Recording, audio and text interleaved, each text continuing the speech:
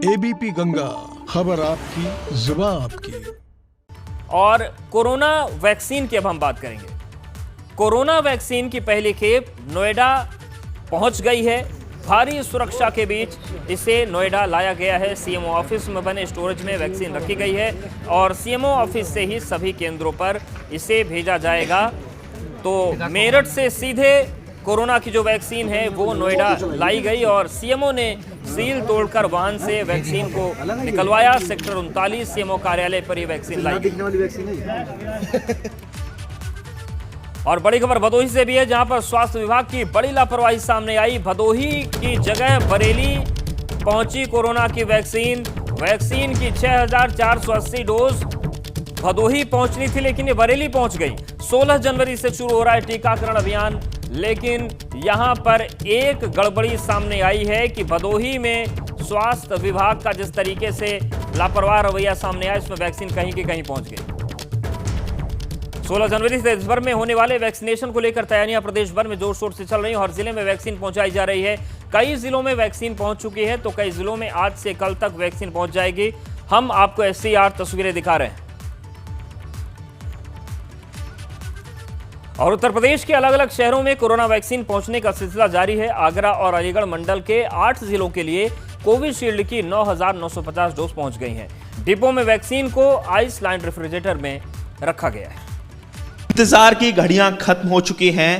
पूरे देश में 16 तारीख से वैक्सीनेशन की प्रक्रिया शुरू होने जा रही है और ऐसे में आगरा उत्तर प्रदेश का वो जिला जहां सबसे पहले और बड़े स्तर तक कोरोना ने दस्तक दी, वहां किस तरह से वैक्सीनेशन को स्टोरेज किया जा रहा है, तस्वीरों के जरिए मैं दिखा रहा हूं किस तरह से ये 4 ILR जो मशीन है, इसमें वैक्सीन को स्टोरेज किया जाएगा। आगरा के 16 केंद्रों पर 16 तारीख को वैक्सीनेशन की प्रक्रिया शुरू होगी और ऐसे में आप देख सकते हैं कि ये सीरम इंस्टीट्यूट की कोविशील्ड जो वैक्सीन है उसको यहाँ रखा गया है। आगरा को स्टेट वैक्सीन सेंटर बनाया गया है और ऐसे में आगरा से ही मंडल के बाकी 3 जिलों और अलीगढ़ मंडल के बाकी 4 जिलों, यानी कुल मिला के आगरा से ही जो 8 ज़िले हैं वहाँ वैक्सीन की सप्लाई होनी है।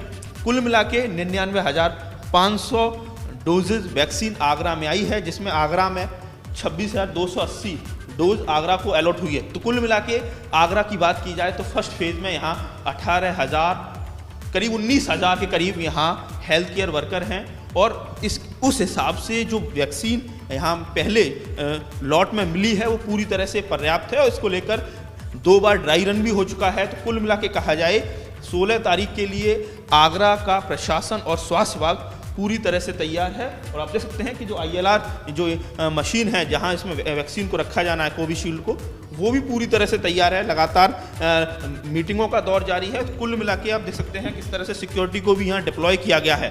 तो हर एक सेंटर पर 6-6 लोगों की टीम होगी। इसके साथ ही आफ्टर वैक्सीनेशन अगर कोई भी किसी भी तरह का साइड इफेक्ट होगा तो उसके लिए भी एक पूरी तरह से बैकअप टीम तैयार की गई है। तो कुल मिला के आगरा प्रशासन स्वास्थ्य विभाग इस वैक्सीनेशन प्रक्रिया के लिए पूरी तरह से तैयार दिख रहा है। आगरा से नितिन उपाध्याय, ABP। और मुजफ्फरनगर में अचानक दर्जनों पक्षियों की मौत के बाद इलाके में दहशत का माहौल है। आशंका जताई जा रही है कि बर्ड फ्लू के कारण पक्षियों की मौत हो रही है, जिसे लेकर वन विभाग और स्वास्थ्य विभाग में हड़कंप मच गया है। बता दें कि मुजफ्फरनगर के मीरापुर गांव कुतुबपुर में 1 दर्जन कौवों की मौत हुई थी। नोएडा दिल्ली के चिल्ला बॉर्डर पर 3 कृषि कानूनों के खिलाफ धरने पर बैठे हुए किसानों ने आज मकर संक्रांति के मौके पर हवन किया। किसानों का जो विरोध था वो कृषि कानूनों को लेकर था। किसानों का कहना है कि हम सड़कों पर बैठकर आने वाले सभी त्योहार यहां मना रहे हैं। और सुप्रीम कोर्ट ने जो 4 सदस्यीय टीम बनाई थी उसमें से एक नाम भूपेंद्र सिंह मान का था। उस 4 सदस्यीय टीम के नाम से किसान नेताओं में काफी गुस्सा था, जिसके बाद उन नामों के प्रति किसान नेताओं ने आग उगलना शुरू कर दिया था। आज उस 4 सदस्य टीम के एक सदस्य भूपेंद्र सिंह मान ने अपने आप को अलग करने के लिए पत्र लिखा है। बीपी गंगा संवाददाता ने इस पर राकेश टिकैत से बात की, सुनिए उन्होंने क्या कहा। सुप्रीम कोर्ट द्वारा 4 सदस्यीय जो टीम बनाई थी उसमें एक भूपेंद्र सिंह मान भी थे, जिन्होंने आज अपना नाम वापस ले लिया है। ज़्यादा बात करने के लिए भारतीय किसान यूनियन के राष्ट्रीय प्रवक्ता राकेश टिकैत हमारे साथ हैं। राकेश जी, अब इस पर आप क्या कहना चाहेंगे? एक सदस्य ने नाम वापस ले लिया, भूपेंद्र सिंह मान जिनका नाम बताया जा रहा है। ने उनने ले लिया। उनकी जो किसानों की जो भावनाएं थी, और पहले दिन से ही उनके नामों पर ऑब्जेक्शन होना शुरू हो गया था, क्योंकि उन्होंने इस बिल का समर्थन किया था। ठीक है, उन्होंने पूरा लेटर दिए, लोग मिल कर आए ये मंत्री से। तो ऐसे लोगों को कमेटी में रहना ही नहीं चाहिए, जो पहले ही समर्थन कर रहे हैं। उनकी विचारधारा तो वही है ना। जब इनका नाम आया था तो देखा गया था कि आपका काफी गुस्सा था उनके प्रति, अब कैसा रुख होगा? नहीं, गुस्सा नहीं था, हमने तो उनका परिचय बताया था। ऐसा इनका शाहरुख का है, जो 3 और है इनका भी यही है। और हमारी जो लड़ाई है, हमारा जो सवाल है वो भारत सरकार से है, कोर्ट से तो है ही नहीं। कोर्ट ना बिल पास करे, ना बिल कोर्ट खत्म करेगी। बिल पास सरकार ने करे, ऑर्डिनेंस के थ्रू आया, सरकार ही इनको वापसी लेगी। वो रास्ता कैसे बनाएगी, कितना जल्दी बनाएगी, वो सरकार को तय करना है। भूपेंद्र सिंह मान ने एकदम अचानक ही वापस ले लिया अपना नाम। कहीं ना कहीं आप लोगों की कुछ बात हुई हो, कुछ किसानों की उनसे बात हुई हो, जिसके बाद उन्होंने निर्णय लिया हो? वो पंजाब के किसानों की बात हुई होगी, मेरी तो नहीं बात हुई। तो अब यानी कि आपका रुख नरम पड़ेगा भूपेंद्र सिंह मान को लेकर? नहीं, हमारा कोई उनसे वो थोड़ा है, उनकी विचारधारा अलग है, हमारी विचारधारा अलग है। प्रधानमंत्री नरेंद्र मोदी के करीबी अफसरों में शुमार रहे और हाल ही में वीआरएस लेने वाले आईएएस अफसर एके शर्मा ने आज बीजेपी की सदस्यता ग्रहण कर ली। पार्टी दफ्तर में प्रदेश अध्यक्ष स्वतंत्र देव सिंह ने एके शर्मा को सदस्यता ग्रहण कराई। बीजेपी प्रदेश अध्यक्ष स्वतंत्र सिंह ने कहा कि एके शर्मा की सदस्यता ग्रहण करने से पार्टी को फायदा होगा। हालांकि वो विधान परिषद जाएंगे या नहीं, इस पर उन्होंने कोई जवाब नहीं दिया। प्रधानमंत्री नरेंद्र मोदी के करीबी अफसरों में शुमार रहे एके शर्मा ने आज बीजेपी की सदस्यता ग्रहण कर ली है। प्रदेश अध्यक्ष स्वतंत्र देव सिंह ने उन्हें यह सदस्यता ग्रहण कराई। हमारे साथ प्रदेश सर, जिस तरीके से एके शर्मा जी आए, पार्टी को मदद मिलेगी? मदद मिलेगी। बड़ी जिम्मेदारी मिलेगी? मदद मिलेगी। पार्टी जो तय परिषद जाएंगे क्या? ठीक, ओम प्रकाश जी थोड़ी देर में विधान परिषद जाएंगे सर? देखिए, ये प्रदेश अध्यक्ष स्वतंत्र देव सिंह है और कह रहे हैं कि इनके आने से पार्टी को मदद मिलेगी। हम आपको बीजेपी दफ्तर का नज़ारा दिखाएं। इनकी ज्वाइनिंग पर बहुत सारे जो कार्यकर्ता है वो यहाँ मौजूद है, ढोल नगाड़े बज रहे हैं, तमाम कार्यकर्ता यहाँ मौजूद। शाहजहांपुर में वकीलों की दबंगई सामने आई है। दबंग वकीलों ने महिला को पीट दिया, पुलिस के सामने ही महिला की पिटाई हुई। कचहरी में दबंग वकीलों की गुंडागर्दी देखने को मिली। हालांकि उत्तर प्रदेश के तमाम कचहरियों में इस तरीके की गुंडागर्दी वकील करते रहते हैं, कब लगाम लगेगी, ये बड़ा सवाल है। अंबेडकर नगर में जमीनी विवाद को लेकर 2 पक्ष में जमकर मारपीट हुई। आरोप है कि स्थगन आदेश के बावजूद एक पक्ष अवैध निर्माण कर रहा था। निर्माण रोकने पर पीड़िता और उसके बहन की जमकर पिटाई की गई। वहीं बाराबंकी में राजस्व वसूली और बकायेदारों के खिलाफ कार्रवाई करने गई बिजली विभाग की टीम पर महिलाओं ने हमला बोल दिया। बिजली कर्मियों की पिटाई का वीडियो सोशल मीडिया पर वायरल हुआ, जिसके बाद मामले ने तूल पकड़ा। हमले में एक कर्मचारी सिर पर गहरी चोट लगने से घायल हो गया। पूरी टीम मौके से जान बचाकर भागी। अवर अभियंता की शिकायत पर पुलिस ने एक नामजद और कुछ लोगों पर मुकदमा दर्ज कर लिया।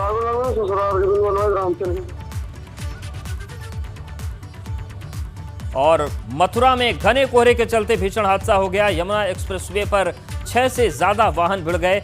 हादसे में एक शख्स की मौत हो गई, 10 लोग घायल हो गए। तो कोहरे का कहर लगातार एक्सप्रेसवे पर दिखने का सिलसिला जारी है।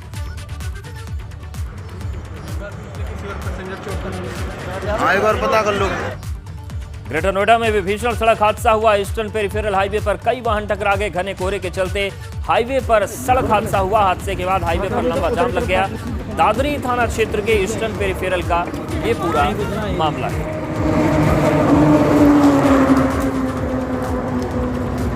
ईस्टर्न पेरिफेरल हाईवे पर भीषण हादसा हो गया। कोहरे के चलते कई वाहन आपस में टकरा गए। और बांदाकांड पर एबीपी गंगा का बड़ा खुलासा सामने आया है। आरोपी जेई राम भवन की बड़ी करतूत का पर्दाफाश हुआ है। विदेशियों से ग्रुप में बात करने के सबूत मिले हैं। सूत्रों के हवाले से खबर है, विदेशियों से ग्रुप की बातचीत में बड़ा खुलासा हुआ। और इस बीच ये भी आपको बता दें कि आरोपी राम भवन का 3 दिन पहले दिल्ली के एम्स में 8 डॉक्टर्स की टीम ने मेडिकल टेस्ट किया था, जिसकी रिपोर्ट आना अभी बाकी है।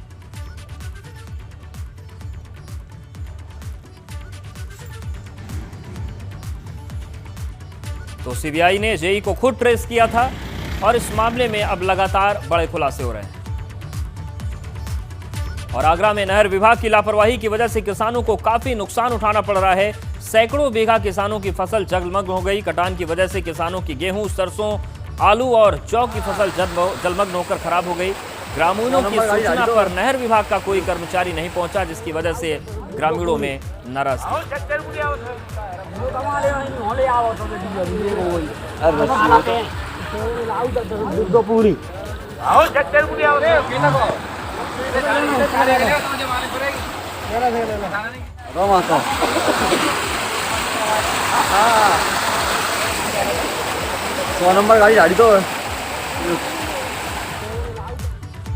यूपी मेट्रो के एमडी कुमार केशव ने लोगों से मकर संक्रांति पर मेट्रो के आसपास पतंगे न उड़ाने की अपील की है। दरअसल तार लगी पतंगे और चाइनीज मांझे के कारण मेट्रो के आवागमन को नुकसान होता है। ये रिपोर्ट पहले भी आ चुकी है। इस शुभ अवसर पर आप सभी से अनुरोध करूंगा कि कृपया मेट्रो कॉरिडोर के अलोंग या उसके नियर बाय पतंगों को ना उड़ाएं। हम लगातार इस संदर्भ में जागरूकता अभियान भी चला रहे हैं। पर्टिकुलरली चाइनीज मांझे या मेटालिक वायर के साथ उड़ाई जाने वाली पतंगों से 25,000 kV का ओवरहेड ट्रैक्शन सिस्टम। और आज मकर संक्रांति का महापर्व है। सुबह से ही भक्त आस्था की डुबकी लगा रहे हैं। इधर गोरखपुर में सीएम ने भी शक्ति पूजा के साथ मंदिर का निरीक्षण किया। सुबह 4 बजे सीएम योगी ने बाबा गोरखनाथ को खिचड़ी का भोग लगाया। उसके बाद उन्होंने मंदिर का निरीक्षण किया। साथ ही उन्होंने अधिकारियों के साथ एक बैठक भी की और आखिर में सुबह 11 बजे मुख्यमंत्री ने डाक टिकट जारी किया और डिजिटल डायरी की शुरुआत की।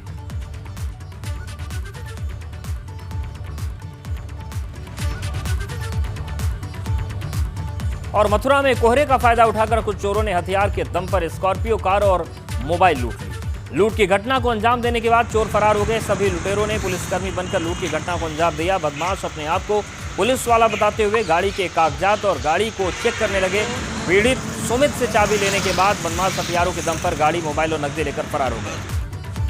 राजाजी पार्क में बाघ ट्रांसलोकेशन को लेकर चल रही चर्चाओं पर एनटीसीए ने अपना पक्ष रखा। एनटीसीए के सलाहकार सदस्य और राज्यसभा सांसद राजीव प्रताप रूडी ने पार्क की चीला रेंज में प्रेस वार्ता कर सभी चर्चाओं पर विराम लगाया।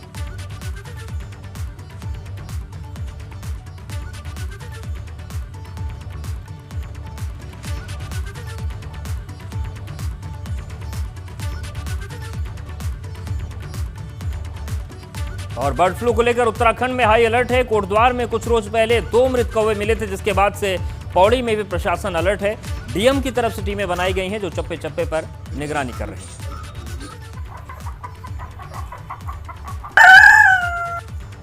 और पौड़ी में डाक विभाग की तरफ से खोला गया इंडिया पोस्ट पेमेंट बैंक के काम बाधित हैं। दरअसल पिछले 1 सप्ताह से इंटरनेट सेवा बाधित होने से बैंक का काम नहीं हो पा रहा है, जिस वजह से लोगों को पैसे के लेन देन के लिए काफी दिक्कत हो रही है। और राजधानी लखनऊ के महानगर थाना क्षेत्र से हैरान कर देने वाला मामला सामने आया। नाबालिग लड़की से 4 लोगों ने नशीला पदार्थ पिलाकर गैंगरेप किया और अश्लील वीडियो बनाया। पूरे मामले में महानगर पुलिस ने 4 आरोपियों को गिरफ्तार किया है। पीड़ित किशोरी का आरोप है कि आरोपी युवक ने पहले उसको प्रेम जाल में फंसाया और उसके बाद ये वारदात हुई। और आज मकर संक्रांति का पर्व है। मकर संक्रांति के मौके पर हरिद्वार में हर की पौड़ी पर लोग स्नान के लिए पहुंचे और हर की पैड़ी पर सुबह से श्रद्धालुओं की भीड़ लगी रही।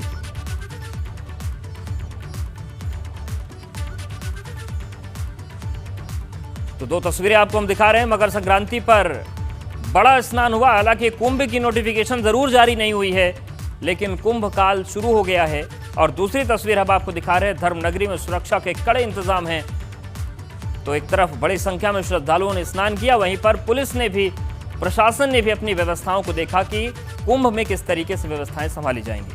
मकर संक्रांति स्नान पर हरिद्वार में श्रद्धालुओं की भीड़ उमड़ रही है। मकर संक्रांति स्नान को लेकर जायजा लिया संवाददाता पंकज राणा ने।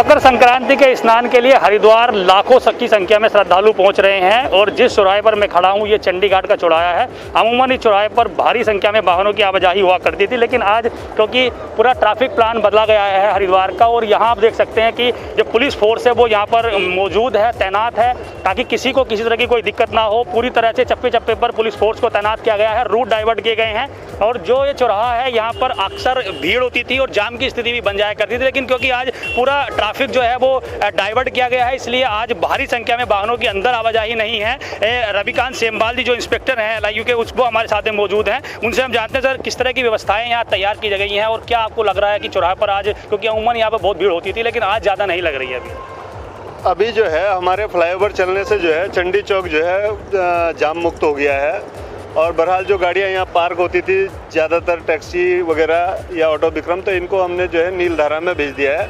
तो यहाँ पे किसी भी तरह का जो है कोई सवारी उठाने के लिए जो है हमने यहाँ पे ऑप्शन दे नहीं रखा।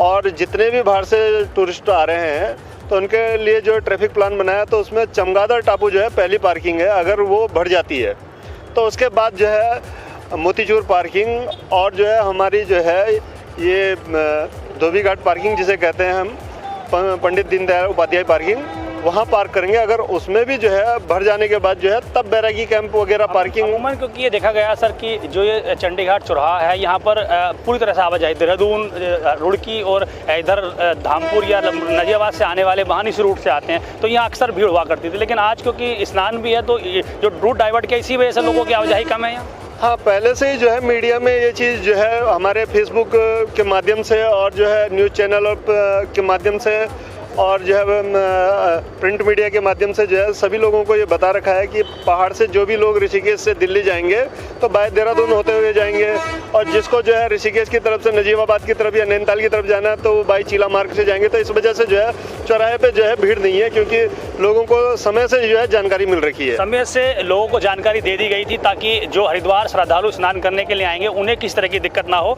मेरे इस साइड आप देख सकते हैं ये जो चौराहा है, यहाँ पर देहरादून से जो ट्रैफिक आता था वो अमूमन यहीं से आता था, लेकिन क्योंकि इस पूरे जो ट्रैफिक है उसको पावन धाम के पास जो पार्किंग है वहाँ पर रोका गया, वहाँ पर डाइवर्ट किया गया है। और जो दूसरा ट्रैफिक है जो देहरादून की तरफ से हरिद्वार आना है, जिनको नजियाबाद मुरादाबाद जाना है, उसे जो नेपाली फार्म है उसे चीला होते हुए उस रूट से भेजा गया है, इसलिए यहाँ पर आज बहुत ज़्यादा भीड़ नहीं है। कुल मिलाकर कह सकते हैं कि पहले से ही पुलिस डिपार्टमेंट ने एक बड़ी व्यवस्था की थी ताकि हरिद्वार में बहुत बड़ी जो संख्या में श्रद्धालु आएंगे उनको किस तरह की दिक्कत ना हो, वो यहाँ पर देखा जा रहा है। भीड़ नहीं है, ट्रैफिक जाम की स्थिति नहीं बन रही है, इसलिए साफ तौर पर कह सकते हैं कि श्रद्धालु आएंगे तो फिर उन्हें किसी तरह की दिक्कत नहीं होगी। कुंभ का ट्रायल के तौर पर भी आज का स्नान देखा जा रहा है। हरिद्वार से अपने सहयोगी संजय कुमार के साथ पंकज राणा, ABP गंगा।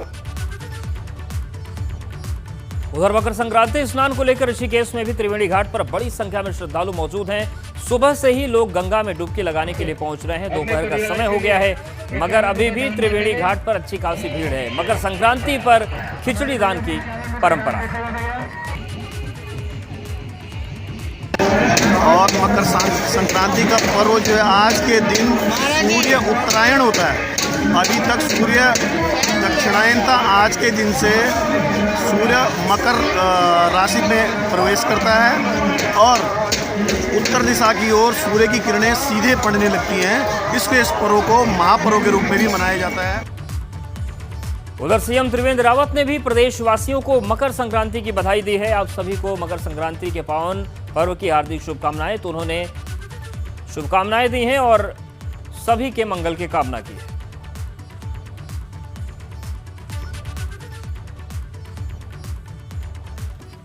तो लंबे समय के बाद एक बड़ा पर्व हुआ हरिद्वार में जिसमें भीड़ आई और CM त्रिवेंद्र रावत ने ट्वीट किया। उन्होंने लिखा, आप सभी को मकर संक्रांति के पावन पर्व की हार्दिक शुभकामनाएं।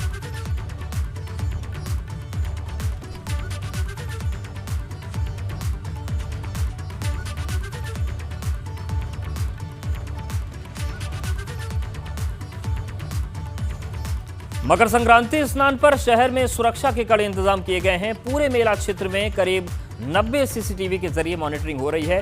कंट्रोल रूम से संवाददाता पंकज राणा की ये रिपोर्ट देखिए।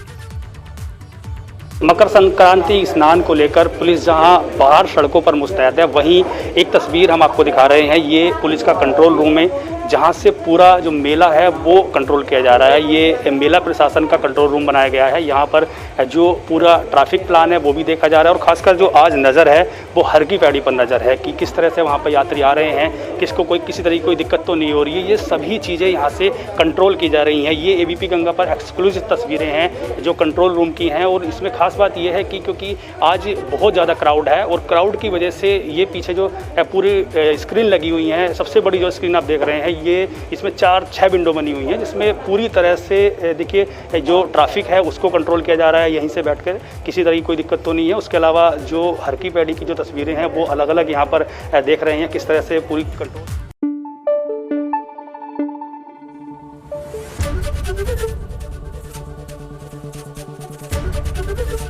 एबीपी गंगा, खबर आपकी, जुबान आपकी।